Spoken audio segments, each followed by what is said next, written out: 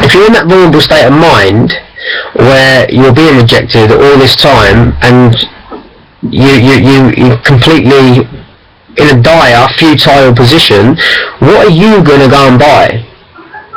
Realistically, what are you going to go and buy? You know, I'm not being funny. Let's relate it to general day life. Yeah, so your bosses go at you at work or whatever, or you fall out with your sister or your mum or whatever. Yeah, you can get out the fag out of a fag box and you're going to have 2 or 3 fags. You want to go for a drink. You know, it's no different. You being somebody that's in society, making it in society, earning a wage and spending your money on a bit of alcohol to make you feel better, that's normal. That's completely normal to do that. So why do we stigmatise homeless people so badly because they want to have a drink? It doesn't mean that there's something wrong with them. It just means that they've busted their arse all day to get 4 fucking quid together. And what they're going to do is fuck that. They're going to spend it on a bottle of vodka because I'll tell you what, vodka numbs their mind. It makes them not hungry for a start. They couldn't give a toss about going to get a bunch of strawberries or a couple of bananas to make their health better. Who gives a shit? They're in such a bad position. They don't care about health. And, you know, they're more worried about just getting away from their futile life, their futile existence, which they're sitting in every single day. That's what they care about. So the best way for them to deal with that is to go and buy a bottle of scotch, or a bottle of brandy, or a bottle of gin, or whatever. Because they can afford that, and they can just go to sleep, they can numb themselves up, and hopefully tomorrow's another day. And they're never going to get out of that pattern, but what doesn't help is people stigmatising them and saying, oh, they need to stop drinking, don't give them any money, you know, because that's a very ignorant perspective of society, very, very ignorant, and you will not understand exactly what motivates these people to want to buy that bottle of alcohol. You know, do you think they want to sit there pissed up and off their head on, you know, drunk? They don't want to do that. They are doing that because they feel like that is the best option at the time for them in the emotional state that they have been forced into by the situation that they're in. And that is the long and short of it. That's the long and short of it. Like, if they can find help and they can find people to help them through their responsibilities and try and motivate them and try and get them into a position where they are, you know, winning rather than losing, then I'm sure they take that position every single day. But they need the means to be able to get there. You can't physically force somebody who's homeless and maybe has a lot of mental issues dealing with life into, you know, you can't expect them to be on the same level as you. You can't, because your mind isn't like that. You know, when you're anxious, when you're depressed, you know, being like depressed isn't being down or being sad. You know, that's ridiculous. You know, people don't understand what it physically stops you.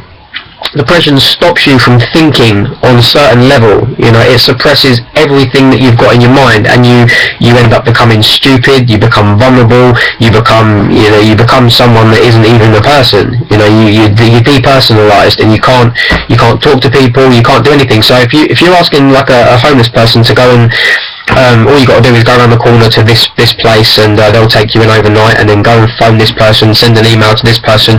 That is whoa. That is far too much information for someone like that, because their mind cannot physically comprehend what you're talking about. And right now, in this frame of mind, they couldn't really care. They give a fuck about that. They're more concentrating on how do I get out of my own head right now, because I'm so far in my head and it's driving me crazy. So this is why we need to really look at deeper inside homelessness, because there is so much more to it. And if we could just spare a thought every single day when we're walking down the street and not think, oh, I'm not going to give him a pound because he's going to spend it on alcohol. That's a very negative perspective. That's such a negative perspective. Don't spend a pound on alcohol. Don't give him a pound coin, because that's laziness in itself. Be a person. Be a servant of humanity. Go, as you're walking down the town, keep the homeless person to your left that's up against that bank building wall in his little sleeping bag with his little dog. Keep him in your mind. And as you go past the bakery, go in there and spend 65p on a donut, get him a cup of coffee for a pound, and maybe get him a couple of yum-yums or some bread or something. Put it next to him and say, listen, look, I don't know what you've had to eat today, but I hope that helps. If he doesn't eat it, then that's his own problem, right? But it's cost you, what, £2, and you've done £2-3, and you've done a really good deed for the day. If you can find someone like that every day, all of you, every single one of you, everyone watching, yeah? If you all did it, then there would be a lot less people going hungry and a lot less deaths every single day. We all need to pull together as a society.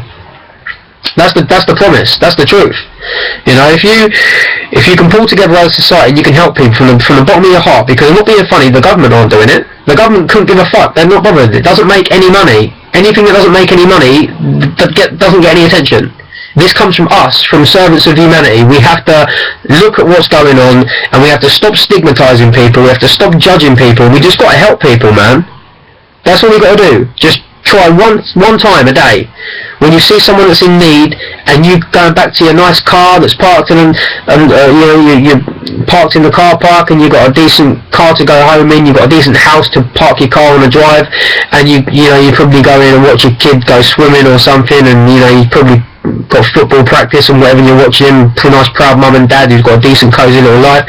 Not saying that you're in the wrong for that. Great that you're in a great position. It's fantastic, but don't take your lives for granted. That's what I'm saying. Don't take your lives for granted, because you should never take your lives for granted. You know, there are people out there that need serious help, and if you spare a thought for them, and instead of just thinking, oh, they fucking deserve it, or whatever, or even if you don't think they deserve it, you know, maybe you don't think that, maybe you have no thoughts about it, but what I'm saying is we should be helping these people.